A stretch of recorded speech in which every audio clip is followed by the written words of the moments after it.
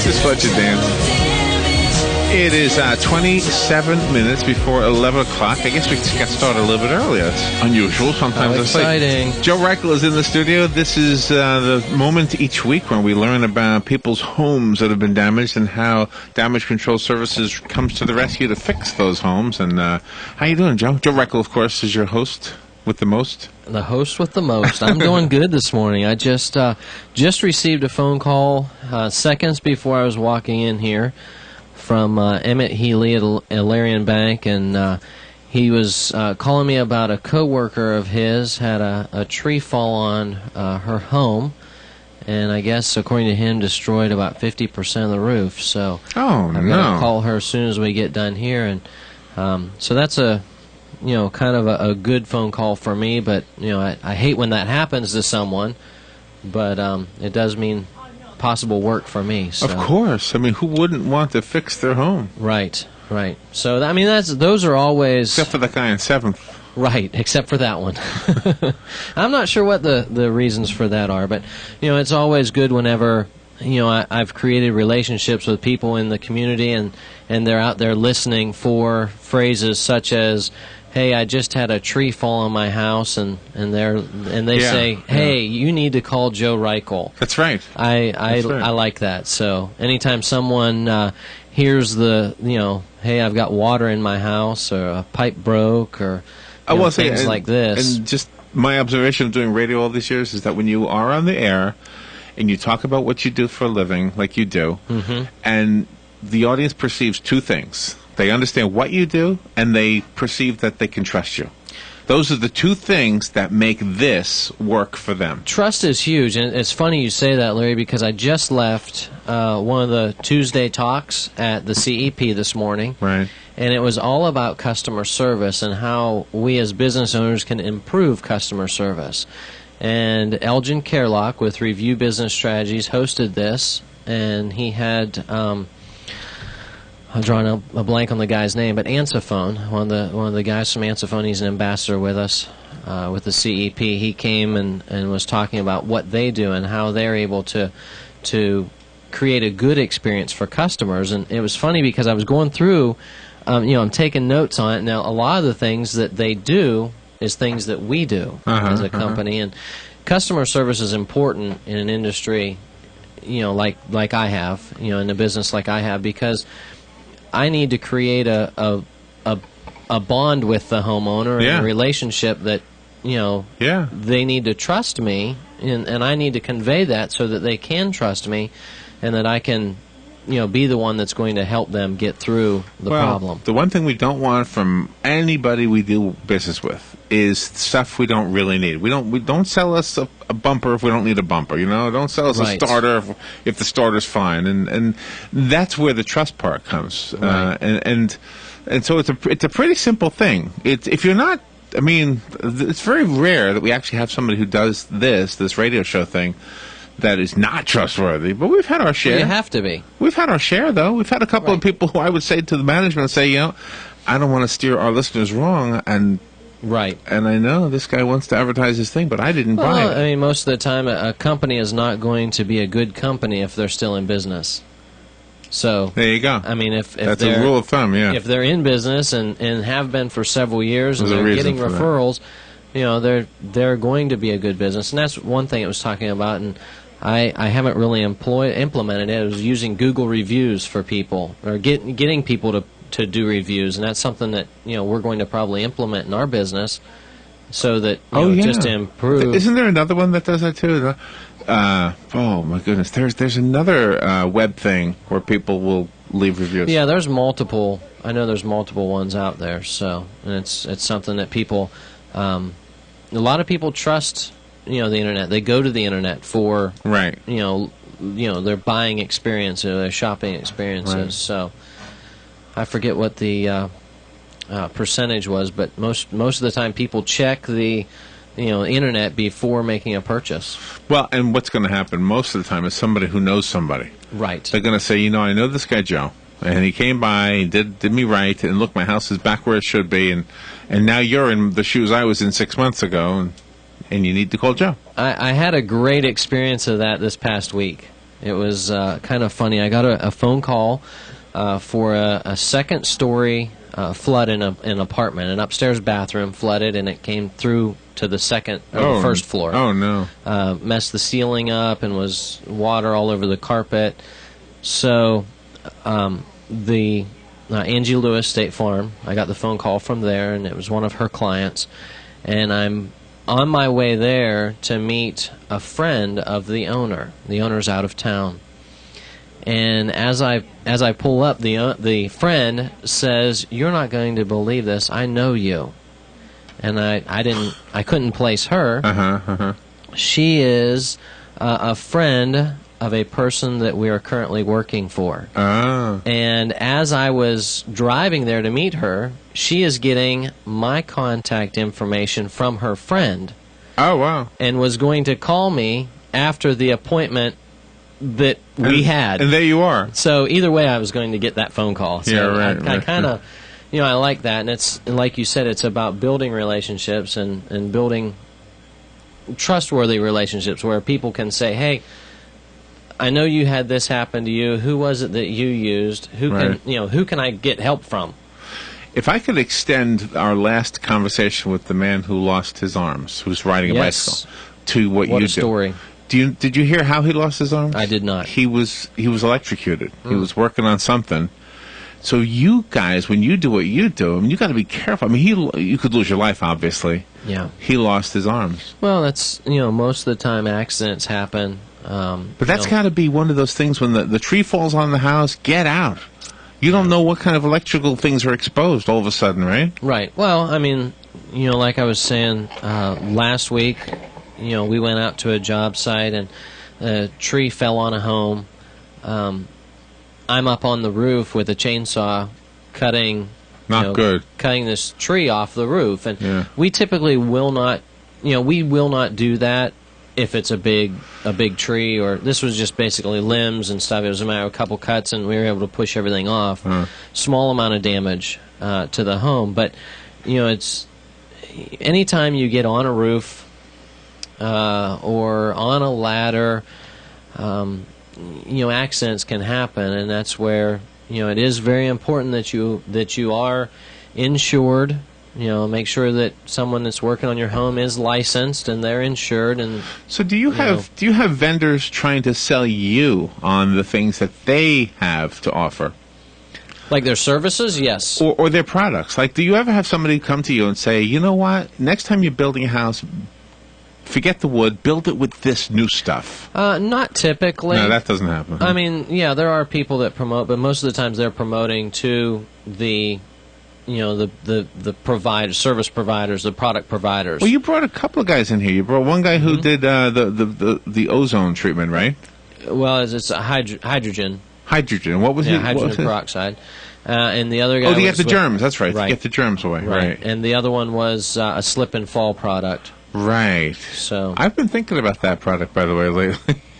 Well, I mean, and especially for any outdoor areas, where you would have that this time of the year get wet, it would be a great, if they are slippery, a product like that would be a great thing to have. The phone number to call Joe right now is the WOCA Climate Control Source Hotline, 622-WOCA, and you have somebody on the phone right now. Joe, good morning. You're on the air with Joe Reichel. Oh, good morning, everybody. Good morning. I have a question about, my house was built in 1975. My neighbor's house was built between, just rough estimate, 1985, 1990. And he's had to have, in the past years, his floor dug up 3 times for water leaks and carpet pulled out and all of that. They used an inferior material after a certain date? Well, you can always, it sounds like he probably has copper plumbing under the slab, and yes and no is the answer for that. There's different dates could come into play, but also the soil types. Even though he's close by, he may have a different acidity in the soil, and that would cause some problems with the copper pipes. but it could have been how it was even built, how it was put together that could be causing some of the problems. With age comes maintenance issues, and that seems to be one of them. And most houses, if they get one leak in the under the slab, they will soon have another one. We've got a business here in town, and we've been to two in the past probably 8-10 months on that building, and that's why a lot of times plumbers will recommend replumbing your water supply lines as far as going overhead into the attic, and that can be a good thing, but it can also be a bad thing because it increases the for example, you have to have everything insulated well because your water lines are all getting hot up in the attic, or then in the wintertime when it is colder, it takes longer for it to get warm. So there's good and bad with all things, but as far as being an inferior product, it could be, may not be. I mean, I really don't know unless you'd have both of them and test them side by side. Yeah. Okay. Well, thank you very much. I appreciate it. You're welcome. I hope that answered your question. Yes, sir. And you have a great day, right? Thank Bye-bye. you. You too. Thanks for the call. And so, in addition to trusting somebody, you have to have somebody who has knowledge, obviously. And that's where, there's all kinds of products out there, and you want to use a product that is, tested, or has been tested. Yeah. There's been products, as far as siding that, different types of exterior siding that people have used, and, this is the newest and the greatest thing, and, a couple years down the road, we're out there replacing it because it's not. Well, I think that's the knowledge part. I think that's why, because if you ask me what siding, I wouldn't know what to use, Right. And I might believe an advertisement that it might not be true. Right. That's part of that trust thing. Good morning. You're on there with Joe Reichel. Good morning, Joe. I worked for a utility for over 30 years and did almost everything from A to Z. My advice to somebody who has a tree or something fall on the house or a water leak would be to isolate that area if you can, opening the circuits in the circuit box. That's number one. If it's a roof and there's a lot of damage, I would just open the main circuit breaker. As far as the plumbing goes, a lot of times you'll have plumbers that will use super thin wall copper tubing, and that would explain why one house has leaks and the other doesn't. And there's a lot of things like that are happening, and for some reason it never gets picked up on inspections. But those are about the only things I know for sure, how things happen in one house as opposed to another. Again, I would say open circuit breakers or open the main if you're not sure if some damage happens to your house. Yeah, that's for sure. And that's a very good point. Thank you for bringing that up. And homeowners, if you own a home or even if you're renting a home, you need to know how to do this. If damage does happen, turn the breakers off in that area. Or if it's a water leak, you need to know where, how to turn off your water supply. And sadly, a lot of times homeowners don't know. Yeah. Or maybe the husband knows, but the wife doesn't know. Or, and they're the only one that's home at the time and, trying to explain over the phone. And so it's very important to be prepared. I have another question, basically. Mm-hmm. I know somebody that has a frame house, and I'm wondering how this would apply to a house constructed a block. The frame house had some damage, and they were able, severe damage, and they were able to open up the walls and cut out the damage as far as the actual framing of the supporting walls, and they made all the proper repairs and put everything back together, and that house looked better than new. Mm-hmm. Block house, I'm wondering what happens if you have that kind of damage to a supporting wall with cement block or whatever the block material is. Right. And how does that how do you restore something like that as opposed to a frame? I think a frame house is a lot easier to repair. I'll hang up and listen. Thank you. Thank you for the call. That's a great question, and that's where it really depends on what the exterior finish is of the home, as far as making an aesthetic correction. Structurally, basically you have to cut out, if it's a block, you cut out the block area that is damaged. Depending on what happened, we'll often call in a structural engineer to test it, to look at it, look it over, and make a proper assessment of it, an educated assessment, and that depends on what type of disaster happened. For example, if a tree falls on an area, you'll have the stair step cracks in the block that'll become evident. Right. It may take pulling interior walls off so that you can look at the block to pull the drywall off.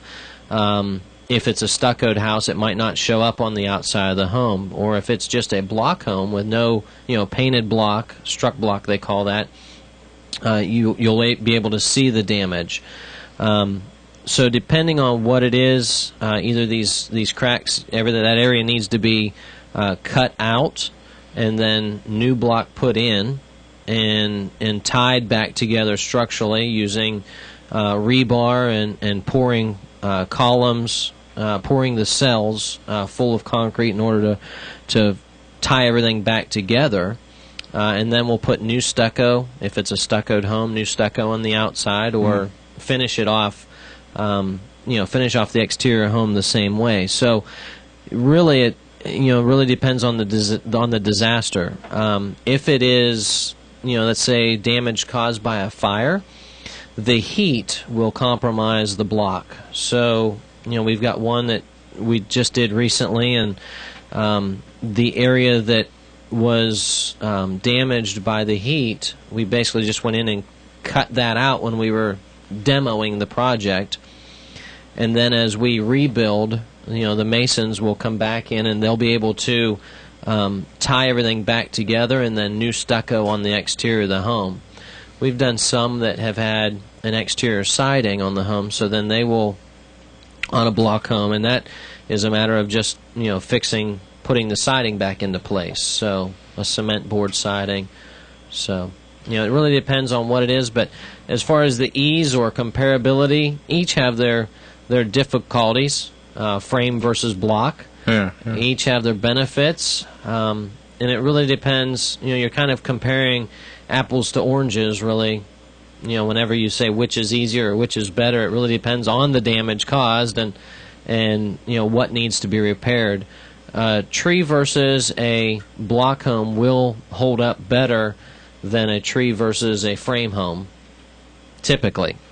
But then it really depends where that tree fell, right, and how how heavy the tree is, probably. Right. A lot of it, is really, really depends. But using the modern building codes and making sure that you have qualified subcontractors to do the work is something that really makes a big difference, and someone that knows what they're talking about when it's all done. We just finished, for example, a couple months back, a car went into the Aldi's over on Easy Street. Right. And you can't even tell that a car ran into that building. Really? I guess about a year and a half ago, we did on 8th Avenue, where it crosses over 14th Street or 10th Street there, 27th. Right there at the railroad tracks, there's the Benton Dent, and a car ran into that. And when we were all done... Appropriate name for that, huh? Right. When we were all done with that building, you pull up there and you wouldn't even know that a car ran into it. Those are both block buildings. So, wow. You really want to have a qualified person, qualified subs, and know what they're doing. To make it seem seamless, you must have to use some kind of artistic skills, or right? Is there a little bit of sculpting involved in that? A little bit. There can be. Yeah. You look at sometimes, for example, we're doing one job right now, and it was a tree on a home, and there was some drywall repair in the ceiling. And if you know what you're looking for and you walk into a room that has had a ceiling patched, you can always pick it out. Oh, really? You know, if you know. You know. Yeah, right. Yeah. I mean, someone like myself or in the construction industry, we understand looking at the ceiling which way, for example, the trusses run, so you can pick out the joints. You just see it. Okay. Not if it's done right, but if something's patched, you can see a patch in drywall, for example. That's one of those things that's easy to pick out. Right. So you need to have someone that knows what they're doing and patches an area. And sometimes the patch, even though you might be patching in a small area, right, you need to extend that coverage area so it blends. So you could see the Frisbee that Joe Martone put on the ceiling in the... Probably. He covered up that hole and it just... Right. I think he screwed a Frisbee into it. I haven't seen that, but I'm sure it would stand out like a sore thumb if Joe did it. No, it was painted over. And that's where, we've got, a lot of times paint, you look at something and you go, that's going to stand out, but until the paint's on, and it really depends, until if it's painted right or if it's blended right, you don't see these things. We always talk about these jobs that you have that are really huge. Have you ever had that's a tiny job? Like, I took my ceiling fan out, now there's a hole there, can you come fix the hole? Well, that's not something typically that we would do. You wouldn't go there for that, okay. No, we do... well, can you tell me how to fix the hole? Well, I would give you a name of a person to come help it. Use a Frisbee, maybe? Yeah, use a Frisbee. We've got subcontractors that we use that... can do a wonderful job, and you wouldn't even know it was ever there. We've got a small job right now that we're doing. It's 2-bathroom remodel and some drywall patching in a closet and paint. So and paint some doors. So we do have some small projects. We've got some large projects. We're on a pretty big fire restoration project right now. There's a lot of wood beams. A wood ceiling, tongue and groove ceiling. That's kind of been a neat project because we're going in and the exposed beams have all been sanded down. And then we did what's called encapsulate the tongue and groove. So this is an exposed tongue and groove ceiling over the beams. So we got the beams and then a tongue and groove ceiling. And we put a paint on the tongue and groove so that it seals the smoke odor. And then what we're going to do, and this was a like a natural tongue and groove, and that's the look that they want. So what we'll do now is come back in and put new tongue and groove in between these beams. So, we're covering over the old because it would be too hard to sand that completely down and get all of the odor out of it. You just brought something to mind. Over at, I guess we were at Lowe's, and then we were in the paint section. Mm-hmm.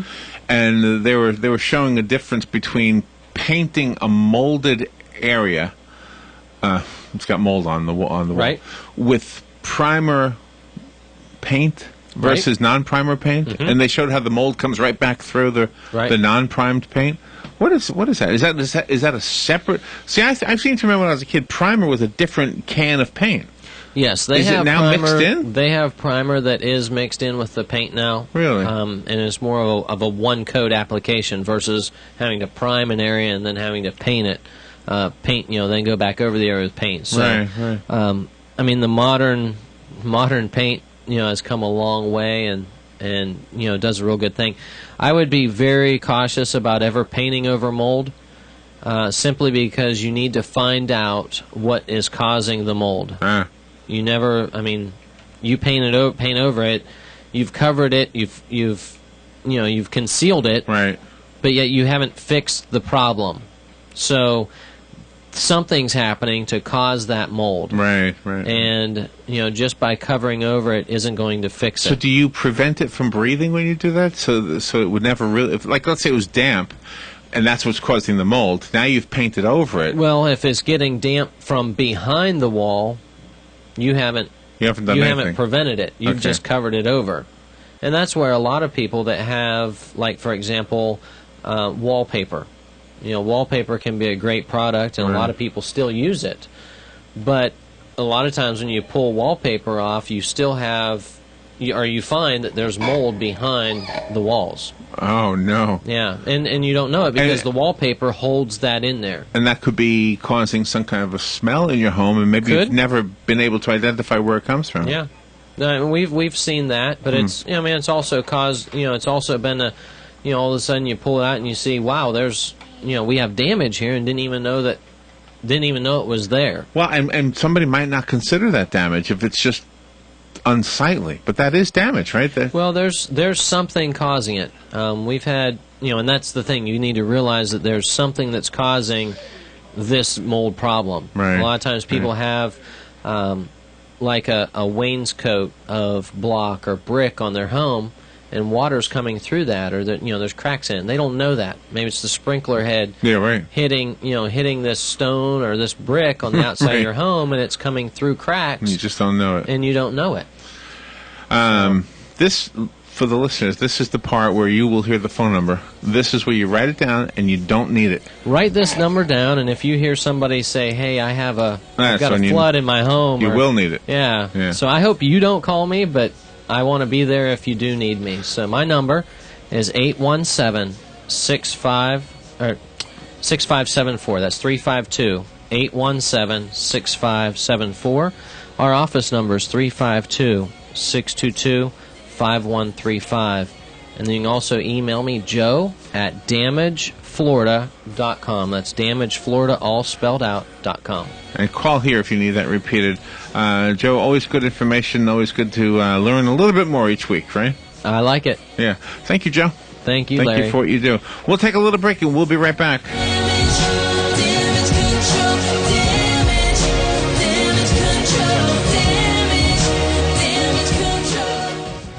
Ocala's information station, 1370 WOCA. Ocala. ABC News Now. I'm Karen Chase. As the manhunt continues for 29-year-old Edward Snowden, the man who exposed the government's phone and internet surveillance programs, the company he worked for has fired him for violating its code of ethics. He checked out of a Hong Kong hotel and is still being sought. Dentists have long recommended 2 cleanings a year, but a new University of Michigan study suggests for most people, 1 a year should be enough, unless you're at high risk of dental disease. Researchers found no evidence to support the long-held recommendation. Hillary Clinton has fueled renewed speculation about a White House run with 3 intriguing letters in her Twitter profile. She just joined the social network and described